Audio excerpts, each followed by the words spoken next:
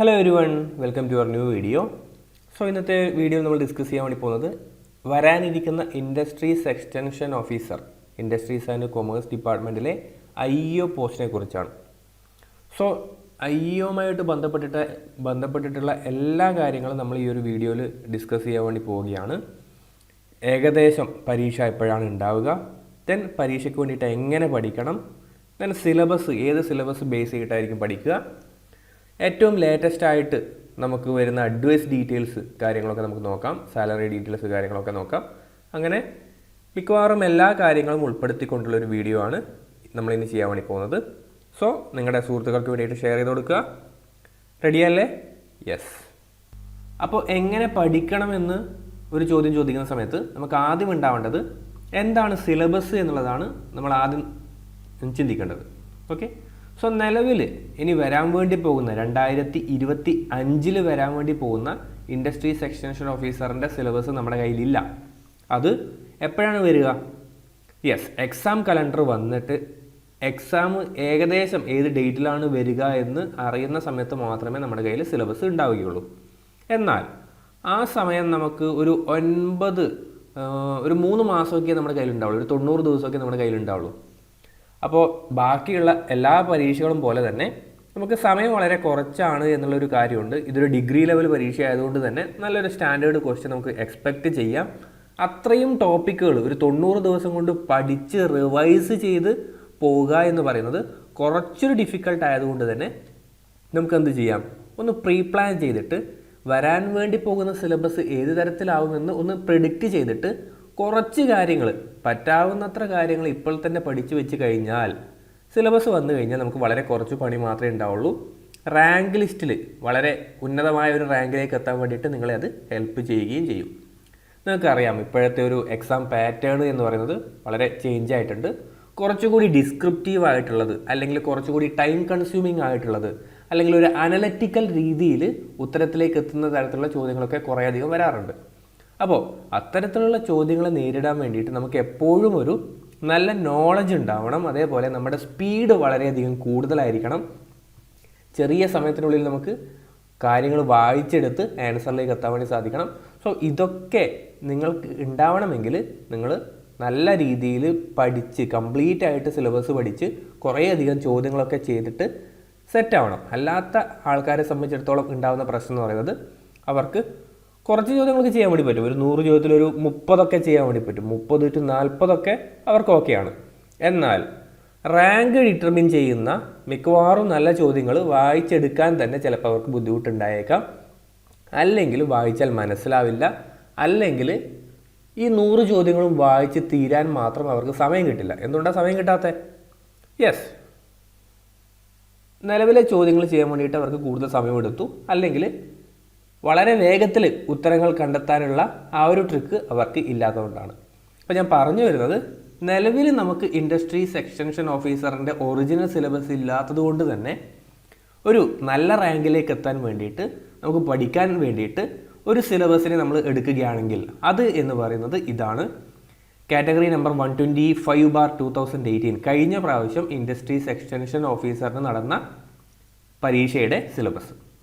Okay, yes. അപ്പം ഇതിൽ part 1 civil engineering കണ്ടോ. സാധാരണയായിട്ട് സിവിൽ എഞ്ചിനീയറിങ്ങിൻ്റെ ടെക്നിക്കൽ എക്സാമുകൾക്ക് ഉണ്ടാകുന്ന സിലബസാണ് materials, construction, surveying. Part 2 industrial management and industrial engineering. Okay, then basics of mechanical engineering, then electrical engineering part 4, electronics engineering part 5, computer science engineering part 6 ആണത്, computer engineering. ആ രീതിയിലായിരിക്കും നമുക്ക് പഠിക്കാൻ ഏറ്റവും നല്ലത് കേട്ടോ. നിങ്ങൾ എന്ത് ചെയ്യണം?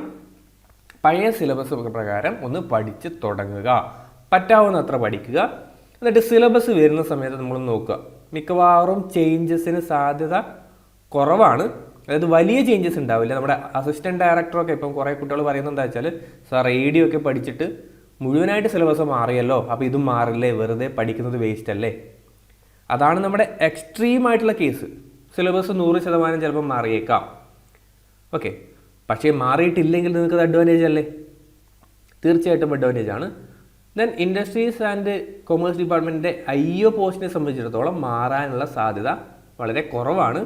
ഒന്നുകിൽ അവർ ചിലപ്പം മാനേജ്മെൻറ്റിൻ്റെ കുറച്ചുകൂടി ടോപ്പിക്കുകൾ ആഡ് ചെയ്തേക്കാം, ചിലപ്പോൾ മാത്സ് വന്നേക്കാം. എന്നിരുന്നാലും ഈ എൻജിനീയറിംഗ് ടോപ്പിക്സുകൾ അവിടെ തന്നെ ഉണ്ടാവാനാണ് സാധ്യത കൂടുതൽ കേട്ടോ, സാധ്യത കൂടുതൽ. അതെന്തുകൊണ്ടാണെന്ന് ഞാൻ പറഞ്ഞുതരാം. യെസ്, അതെന്തുകൊണ്ടാണ് എന്നുള്ളതിൻ്റെ റീസൺ ഇതാണ് നമ്മൾ അപ്ലൈ ചെയ്തിട്ടുള്ള കാറ്റഗറി നമ്പർ 30/2024 എന്നുള്ള IOയുടെ പോസ്റ്റ് അല്ലേ. നിലവിൽ വേക്കൻസികൾ എത്രയാണെന്ന് കൃത്യമായിട്ട് പറഞ്ഞിട്ടില്ല. ആൻറ്റിസിപ്പേറ്റഡ് വേക്കൻസീസ്, അതായത് പ്രതീക്ഷിത ഒഴിവുകൾ, ആ പറയുന്ന സമയത്ത് വേക്കൻസി റിപ്പോർട്ട് ചെയ്യപ്പെടുന്നതനുസരിച്ചുള്ള പോസ്റ്റിങ്ങൾ ഉണ്ടാവും. ഓക്കെ, ഇവിടെ കണ്ടത് നിങ്ങൾ qualification A degree in any branch of engineering. Okay, നിങ്ങൾക്ക് ഏതെങ്കിലും ഒരു എഞ്ചിനീയറിംഗ് ശാഖയിൽ ഒരു ഡിഗ്രി ഉണ്ടായിരിക്കണം, അല്ലെങ്കിൽ ഒരു ബിരുദം ഉണ്ടായിരിക്കണം. അതാണ് ക്വാളിഫിക്കേഷൻ പറയുന്നത്. ADൻ്റെ കേസിൽ എന്താ? ADൻ്റെ കേസിൽ എഞ്ചിനീയറിംഗ് പഠിച്ചവർക്കും അപ്ലൈ ചെയ്യാം, MBAക്കാർക്കും അപ്ലൈ ചെയ്യാം. അതുകൊണ്ടാണ് ഇവിടെ ആ രീതിയിലൊരു സിലബസ് വന്നത്. ഇവിടെ എന്താ, ഇത് മുഴുവൻ BTechകാർക്ക് അല്ലെങ്കിൽ ഒരു എഞ്ചിനീയറിംഗിൽ BE അല്ലെങ്കിൽ BTech പഠിച്ച ആൾക്കാർക്കുള്ള പരീക്ഷയാണ്. അതുകൊണ്ട് തന്നെ ഏറ്റവും കൂടുതൽ സാധ്യത കഴിഞ്ഞ പ്രാവശ്യം നടന്ന പരീക്ഷയ്ക്ക് ഉള്ള പോലെയുള്ള ഒരു സിലബസാണ് കേട്ടോ. അതുകൊണ്ട് നിങ്ങൾക്ക് പഠിച്ചു തുടങ്ങാൻ താല്പര്യമുള്ളവർക്ക് ആ രീതിയിൽ പഠിച്ചു തുടങ്ങാനാണ് ഏറ്റവും നല്ലത്. ഓക്കെ അല്ലേ? അപ്പോൾ ആ ഒരു കൺഫ്യൂഷൻ ഒഴിഞ്ഞു കിട്ടിയില്ലേ? AD പോലെ വലിയൊരു ചേഞ്ച് നമുക്ക് എക്സ്പെക്റ്റ് ചെയ്യേണ്ട ആവശ്യമില്ല. അതുകൊണ്ട് പേടിക്കണ്ട. പഠിക്കാൻ താല്പര്യമുള്ളവർ നിലവിലെ ഈ ഒരു സിലബസ് വെച്ചിട്ട് പഠിച്ച് സ്റ്റാർട്ട് ചെയ്യുക കേട്ടോ. ഈ സിലബസ് പ്രകാരം പഠിച്ച് സ്റ്റാർട്ട് ചെയ്യുക. ഇനി എങ്ങനെ പഠിക്കാം? നിങ്ങൾ എന്ത് ചെയ്യുക? നിങ്ങൾ ഗൂഗിളിൽ സെർച്ച് ചെയ്യുക, സിവിൽ എഞ്ചിനീയറിങ്ങിൻ്റെ ഈ ടോപ്പിക്കുകളൊക്കെ സെർച്ച് ചെയ്യുക. യൂട്യൂബിൽ ഇഷ്ടം പോലെ വീഡിയോസ് ഉണ്ടല്ലോ, ഓക്കെ, കണ്ടെത്തി പഠിക്കുക. കൃത്യമായിട്ട് നോട്ട് മേക്ക് ചെയ്യുക. ഇപ്പോൾ എന്ത് ചെയ്യണം? ബ്രിക്ക് അല്ലേ, first materials, brick, varieties and strength. നിങ്ങൾ എന്ത് ചെയ്യണം? ടെക്സ്റ്റ് ബുക്കുകൾ ഇഷ്ടം പോലെ അവൈലബിൾ ആണ്, സ്റ്റാൻഡേർഡ് ടെക്സ്റ്റ് ബുക്കുകൾ അവൈലബിൾ ആണ്. അതേപോലെ അതിൻ്റെ ഗൈഡുകൾ, PYQs വരുന്ന ബുക്കുകളൊക്കെ ഇഷ്ടം പോലെ അവൈലബിൾ ആണ്. അതൊക്കെ എന്ത് ചെയ്യുക? റെഫർ ചെയ്യുക. സോ സ്വന്തമായിട്ട് നിങ്ങൾ എന്ത് ചെയ്യണം? ഇത്തരത്തിൽ സിലബസ് പ്രകാരം നോട്ട് തയ്യാറാക്കിയിട്ട് പ്രിപ്പയർ ചെയ്ത് മുന്നോട്ട് പോവുക. സിലബസ് വരുന്ന സമയത്ത് വരുന്ന ചേഞ്ചസ് ഉൾപ്പെടുത്തിക്കൊണ്ട് അതിനെ ഒന്ന് ചേഞ്ച് ചെയ്യുക കേട്ടോ, അതിനൊന്ന് മോഡിഫൈ ചെയ്യുക. അത് ചെയ്ത് കഴിഞ്ഞാൽ നിങ്ങൾക്ക് നല്ല രീതിയിൽ തന്നെ ഒരു പ്രിപ്പറേഷൻ നടത്താൻ വേണ്ടി സാധിക്കും. ഇത് ഞാൻ പറയുന്നത് സെൽഫ് പ്രിപ്പറേഷന് പോകുന്ന കുട്ടികളെ ഉദ്ദേശിച്ചാണ് കേട്ടോ. ഇനി നിങ്ങൾക്ക് തീരെ സമയമില്ല, നിങ്ങൾക്ക് ഒരു സ്വന്തമായിട്ട് പഠിക്കാൻ എല്ലാവർക്കും ഒരു മോട്ടിവേഷനും ഒരു കഴിവും ഉണ്ടാവണമെന്നില്ല. ഓക്കെ, ചിലപ്പോൾ ചിലർ പ്രൈവറ്റായിട്ട് വർക്ക് ചെയ്യുന്നവരുണ്ടാവും, മറ്റ് ജോലികൾ ചെയ്യുന്നവരുണ്ടാവും, വീട്ടമ്മമാരുണ്ടാവും. ചിലപ്പോൾ ആ രീതിയിൽ ആവശ്യത്തിന് സമയമില്ലാത്തവരുണ്ടാവും, അല്ലെങ്കിൽ സ്വന്തമായിട്ട് പ്രിപ്പയർ ചെയ്യാൻ ഒരു മോട്ടിവേഷനോ എന്തൊക്കെ പഠിക്കണമെന്നൊന്നും അറിയാത്ത ആൾക്കാരുണ്ടാവും. ഇനി അറിഞ്ഞിരുന്നാലും അതിനൊരു പുഷ് വേണ്ടവരുണ്ടാവും അല്ലേ. കൃത്യമായിട്ട് ഒരാൾ പഠിപ്പിച്ചു തന്നാലേ അത് ശരിയാവൂ എന്നുള്ളവരുണ്ടാവും. ചിലർക്ക് അവരുടെ ആ ഒരു അക്കാദമിക്കിൻ്റെ ഒരു കണ്ടിന്യൂസ് ആയിട്ട് സ്പൂൺ ഫീഡിങ് പ്രകാരം ക്ലാസ്സുകൾ കിട്ടിയാൽ മാത്രമേ പഠിക്കാൻ വേണ്ടി പറ്റുന്ന ആൾക്കാരുണ്ടാവും. അത്തരത്തിലുള്ള ആൾക്കാരൊക്കെ ഉണ്ട് കേട്ടോ. അപ്പം ഞാൻ പറയുന്നത് സെൽഫ് സ്റ്റഡിയാണ് നിലവിൽ നിങ്ങൾക്ക് നല്ലത്. സിലബസ് വരാത്ത സ്ഥിതിക്ക് നിങ്ങൾ എന്ത് ചെയ്യുക? പതുക്കെ സ്റ്റാർട്ട് ചെയ്യുക. ഇനി അങ്ങനെ സെൽഫ് സ്റ്റഡി പറ്റാത്ത ആൾക്കാരുണ്ടെങ്കിൽ ഒന്നുകിൽ കോച്ചിങ് കാര്യങ്ങളൊക്കെ മിക്കവാറും എല്ലാ സെൻറ്റേഴ്സും ഒക്കെ പ്രൊവൈഡ് ചെയ്യുന്നുണ്ട്. നിങ്ങൾക്ക് എന്ത് ചെയ്യാം? അതെടുക്കാം. അല്ലാത്തവരെ സംബന്ധിച്ചിടത്തോളം സിലബസ് വരുന്നത് വരെ ഈ രീതിയിൽ ഈ സിലബസ് പ്രകാരം നിങ്ങൾ ഫോളോ ചെയ്ത് പോകുന്നതായിരിക്കും നല്ലത് കേട്ടോ. അതായിരിക്കും നല്ലതായിട്ട് ഞാൻ സജസ്റ്റ് ചെയ്യുക. മിക്കവാറും എല്ലാ മെറ്റീരിയൽസും നിങ്ങൾക്ക് ഗൂഗിളിൽ തന്നെ അവൈലബിൾ ആണ്. ഇപ്പോൾ തെർമോഡൈനാമിക്സിൻ്റെ, എനർജി കൺവേർഷൻ ബേസ്, IC എഞ്ചിൻസൊക്കെ നിങ്ങൾക്ക് സ്വന്തമായിട്ട് നോട്ട് എഴുതി വീഡിയോസ് കണ്ട് ടെക്സ്റ്റ് ബുക്ക് റെഫർ ചെയ്തിട്ട് നോട്ടുകൾ എഴുതാൻ വേണ്ടി പറ്റാവുന്നതേ ഉള്ളൂ. അതിൽ വേറെ ടഫ് ഒന്നുമില്ല. അപ്പോൾ ഇതാണ് നിലവിൽ നിങ്ങളൊക്കെ അപ്ലൈ ചെയ്തിട്ടുള്ള 30/2024 ഇനി വരാനിരിക്കുന്ന ഇൻഡസ്ട്രീസ് എക്സ്റ്റൻഷൻ ഓഫീസറിൻ്റെ നോട്ടിഫിക്കേഷൻ എന്ന് പറയുന്നത് അല്ലേ. അപ്പോൾ നമുക്ക് കഴിഞ്ഞ നോട്ടിഫിക്കേഷനൊക്കെ ഒന്ന് നോക്കിയാലോ. ഇതാണ് സിലബസ്.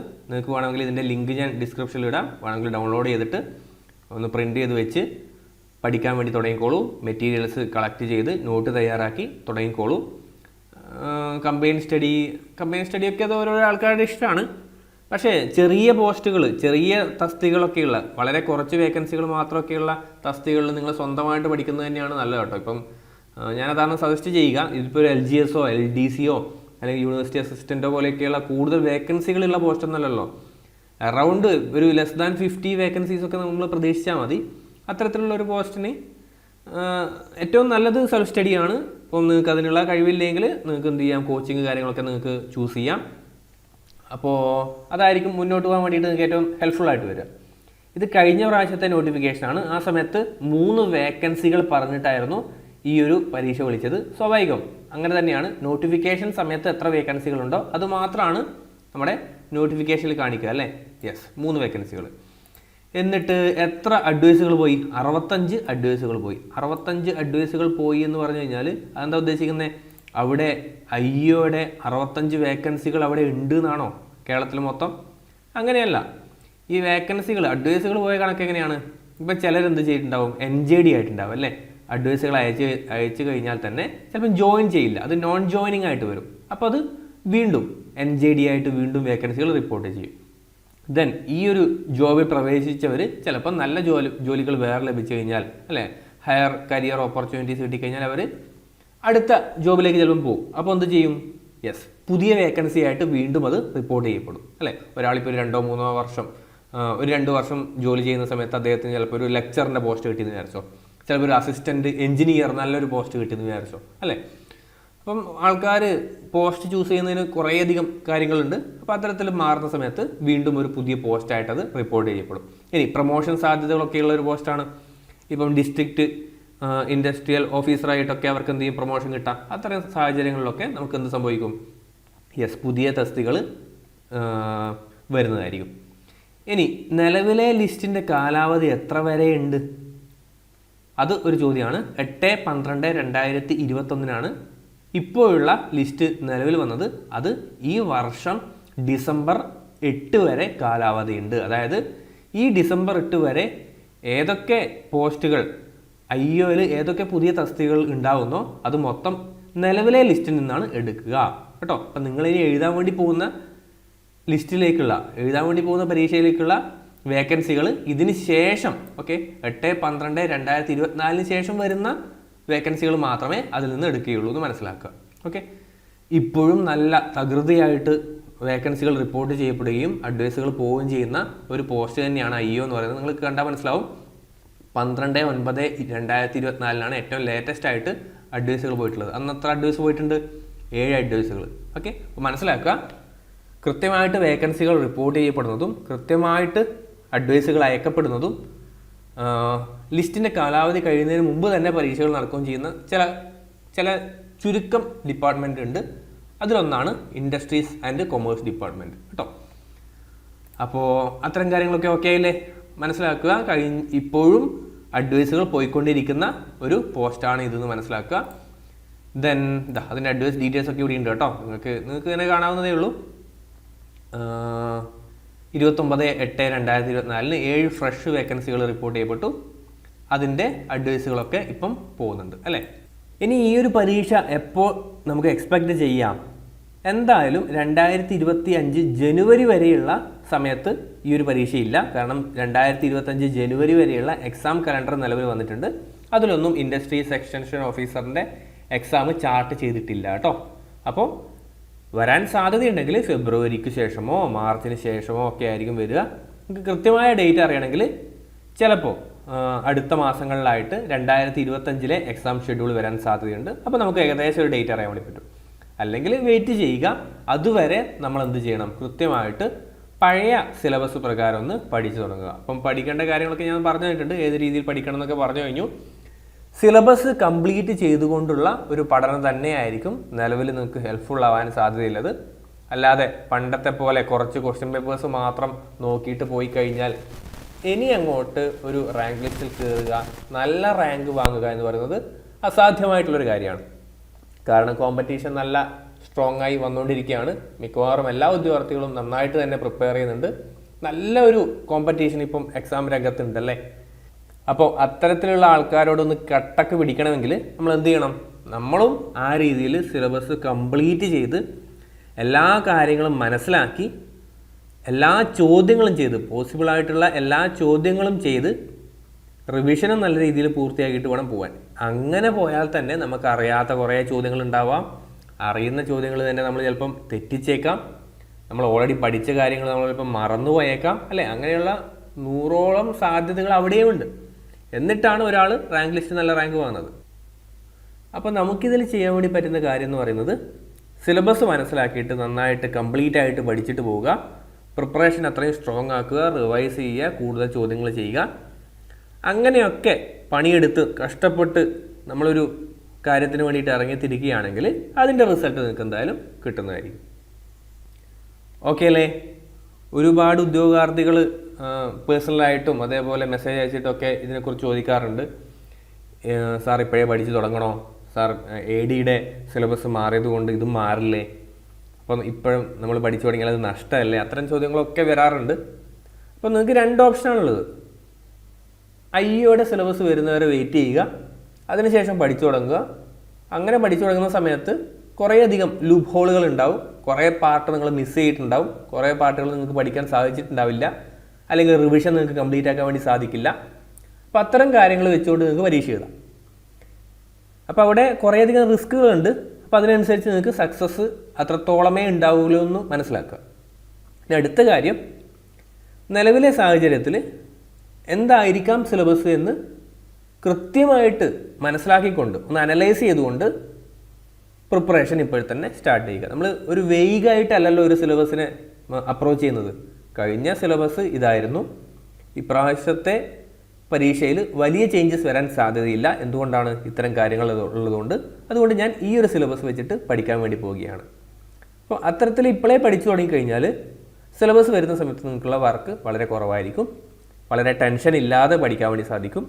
പരീക്ഷയ്ക്ക് പഠിക്കുന്ന സമയത്ത് നമ്മുടെ ആ ഒരു മനോനില എക്സാമിനെ നല്ലോണം ബാധിക്കും, എക്സാമിൻ്റെ പ്രിപ്പറേഷൻ നല്ലോണം ബാധിക്കും. നമുക്ക് കൂടുതൽ സമയം ഉണ്ടാവും തോറും നമുക്ക് പഠിക്കാൻ കുറച്ചുകൂടി എളുപ്പമായിരിക്കും. ഓക്കെ, സോ ആ രീതിയിൽ പഠിക്കാൻ വേണ്ടിയിട്ട് ഒന്ന് ട്രൈ ചെയ്ത് നോക്കുക.